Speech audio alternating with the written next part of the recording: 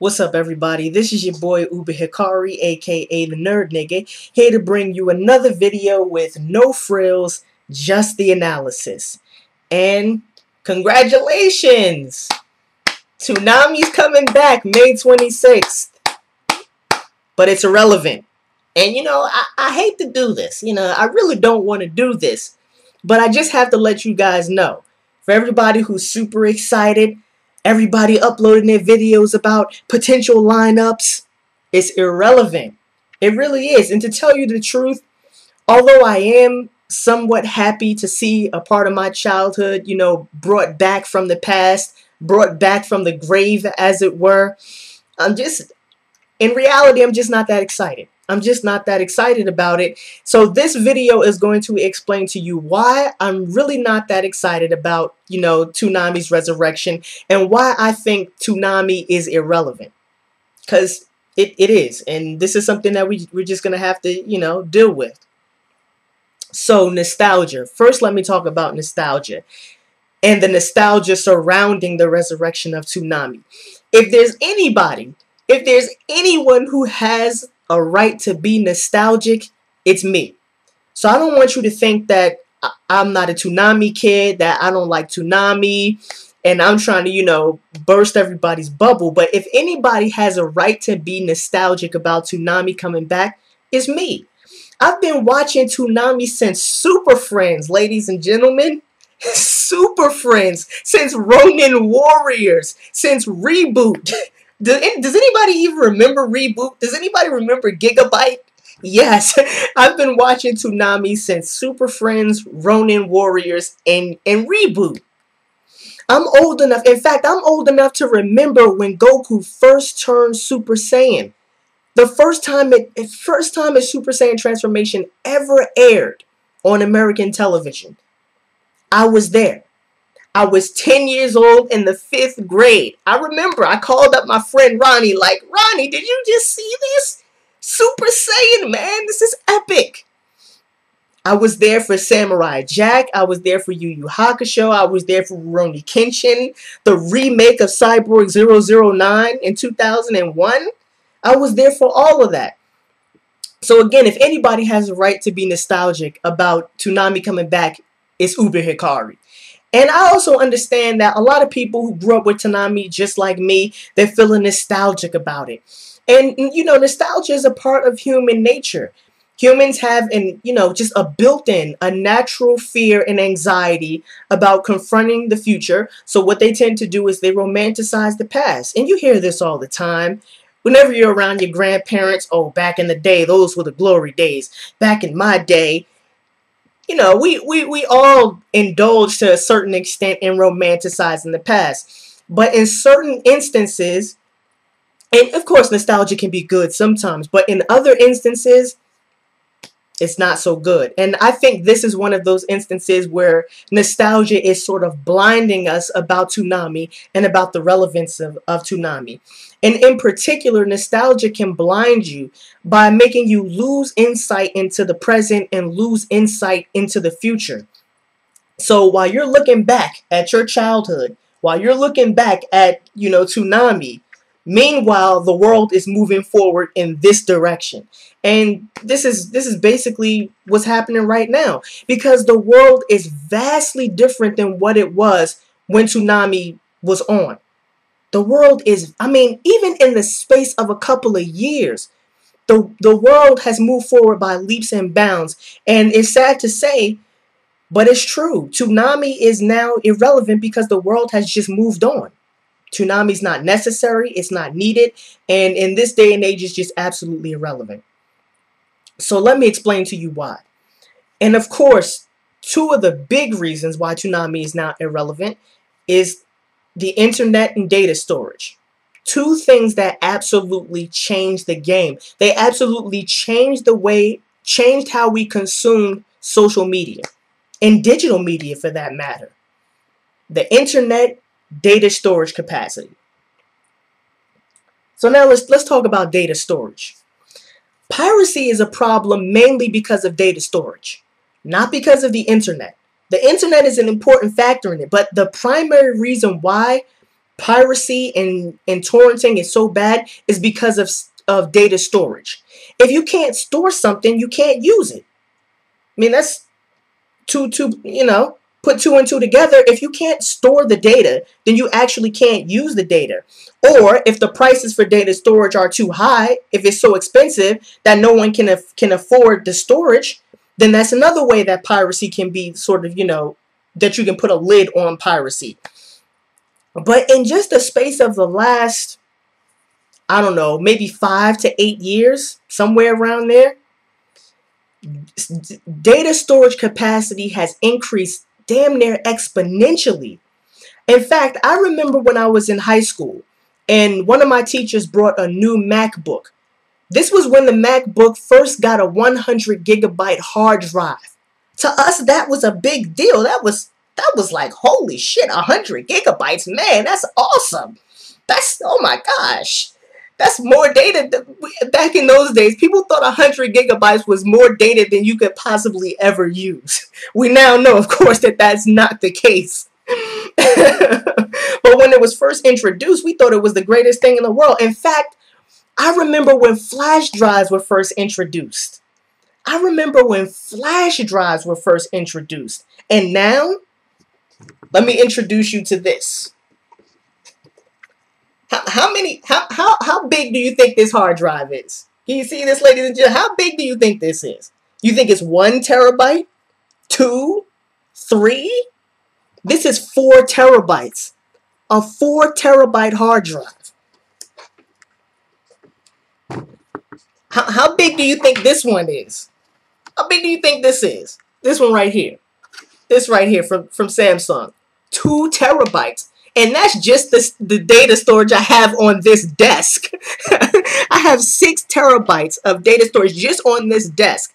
If I pushed the camera over there and pointed it at the floor, you would clearly be able to see I have even more data storage capacity than that. If I counted it all up, let's see, 6, 2, 1, 3.5, 9.5 terabytes is how much I own. 9.5 terabytes. Ridiculous. So as it stands now, I mean, unless you're dead broke or you're real poor, like impoverished, you couldn't afford a terabyte hard drive. Easy 1 terabyte. No problem. So that's the first part of the problem. The second part, obviously, the internet. I remember when I got my first desktop computer. I remember this. I had dial-up. Back in those days, everybody had dial-up. Somebody called you on the phone, bam, you knocked off your internet connection. I remember those dial-up days. In fact, I remember when I first got a desktop computer, I was trying to read the New York Times online. Yes, I'm the nerd nigga. I was trying to read the New York Times online, and I couldn't even get the page to load. That's how slow dial-up was. Ridiculous. Couple years later, when I got my first laptop, the first thing, by then, nobody had dial-up then. High-speed internet connection, baby. Got my first laptop. The first thing I did was download Ghost in the Shell manga. And that was like 5 years ago. Now I have a seed box. For those who don't know what a seed box is, look it up. But basically, if I'm torrenting through my seed box and there's a lot of seeds in the swarm, I'm easily getting 10 plus megabyte download speed per second. In fact, the highest speeds I've gotten on my seed box is 20 plus megabytes per second. That's per second. Now that's a long way from dial-up. So now you put these two things together. You put together practically unlimited data storage capacity, and you put together high-speed internet, and this doesn't just refer to anime and manga industry, but of course for music, movies, and any other kind of digital content. The floodgates of piracy and torrenting open up, and anybody can pass through those gates now. And it's very interesting because for me, for my generation specifically, we are in a perfect position, or we were in a perfect position to watch the transition from analog to digital. I remember when I was a kid, and all those Disney movies, my mother used to buy me, they were on VHS tapes. Now I have hard drives. I have 3.5 terabytes of data on my hard drives. 3.5 terabytes of data on my hard drive. I don't download seasons. I download entire series. Entire series. What? Why do we need Toonami? You know what the effect of all this is? Torrenting and piracy, the internet, data storage capacity completely changed the game. You don't need to be tied down to a specific show at a specific time. No, you don't need that anymore. All you gotta do is flip a switch on a hard drive. You got all the shows you ever want to watch right there at your fingertips. This no longer do you have to, have what you watch be regulated by a cable company or a television company. Nope. Just flip a switch, you got all the data you ever needed. At this point, Toonami is absolutely irrelevant. Pretty much irrelevant. Since I've come home from college, now that I'm, in my summer break, I don't even watch TV anymore. I don't even watch TV anymore because I got my hard drives with me. Don't need it. Why would I need Toonami? If I want to watch Dragon Ball Z, I can marathon it if I wanted to. I don't have to wait till it comes on Toonami. Well, why would I need that? And it's not just, and here's the thing that people don't understand. It's not just that Toonami is irrelevant. It's that television literally is now irrelevant. I mean, think about it. We have corporations dedicated to the distribution of social media. Netflix, Hulu, YouTube. And you can bet this is just the beginning. This is just the beginning. Redbox. Corporations completely built on the idea of distributing social media. If you go on Netflix right now for $9 a month, you can watch entire series. You can watch entire series legally. And that's not even piracy. That's how bad it is. You can do that legally now. So it's not just that, Toonami is irrelevant. It's that television itself is becoming irrelevant. It's just becoming irrelevant. And in terms of, everything going digital, in terms of digitization, that's the wave of the future. Everybody knows it. The anime and manga industry, they know it. They know that all content in the future will be digital. They know this. DVDs, dead medium. I just recently heard people talking about, well, DVDs are going to be around for a little while longer. In 5 years, they'll be dead. Dead medium. They'll be dead. And manga is an interesting case because in Japan, manga is a very, very huge industry. So I don't see manga dying out anytime soon. But what will happen is that more and more manga will start to be digitized. And that in the future, what you'll see is people walking around with tablet computers reading manga. I don't think the manga industry will die out completely, but it'll start. It'll take a serious hit, or at least digitization will be a major component of the manga industry in a way that it's not now. Shonen Jump, as things like Shonen Jump Alpha just started. Wait 5 or 10 years down the line, and you'll see exactly what I'm talking about. So, everybody's, excited. Oh my goodness, Toonami's coming back May 26th. Oh my gosh, man, I need to create my potential lineup list. Irrelevant.